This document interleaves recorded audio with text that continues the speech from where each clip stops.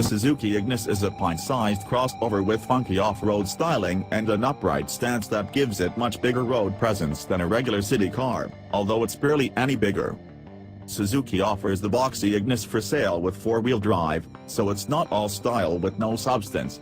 However, 4x4 is only available in the SHVS, which stands for Smart Hybrid Vehicle by Suzuki, version, which adds a lithium-ion battery and an upgraded starter motor to assist progress when full power is called for.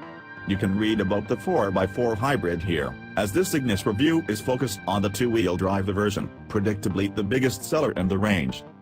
Although crossovers are one of the most happening sectors at the moment, the Suzuki Ignis has little competition if you're looking for a truly compact contender. Most of its crossover rivals are a size up and several £1,000s more expensive. Think of the Ford EcoSport, the Renault Captur and the Peugeot 2008. The Fiat Panda is available as a 4x4 though, while the Renault Twingo and Smart 4 are quirky-looking alternatives too. The rear-wheel drive Ignis saves an impressive 65 kilograms when compared to the 4x4, meaning it tips the scales at 855 kilograms. Although it matches the SHVS 4x4 for power, the lighter weight doesn't translate to a faster 0 to 62 miles per hour time. In fact, at 13.5 seconds the rear driver is a couple of seconds slower on the benchmark sprint, although it's a little faster flat out.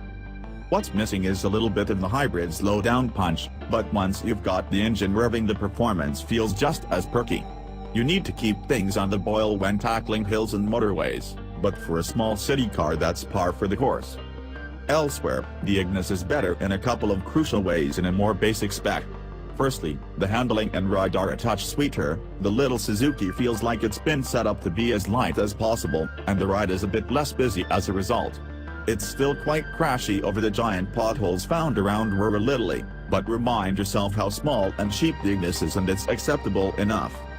Inside, there's a major boon as the boot space improves from 204 liters to 260 liters with 2 less driven wheels.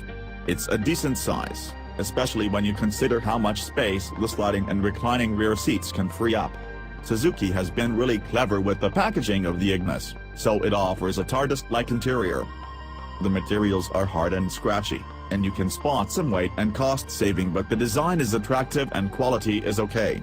The European model we drove also featured Suzuki's own sat-nav system rather than the fiddly Pioneer unit we tried on the 4x4 model, and the brand spokespeople told us models would come fitted with that when it hits showrooms in the UK.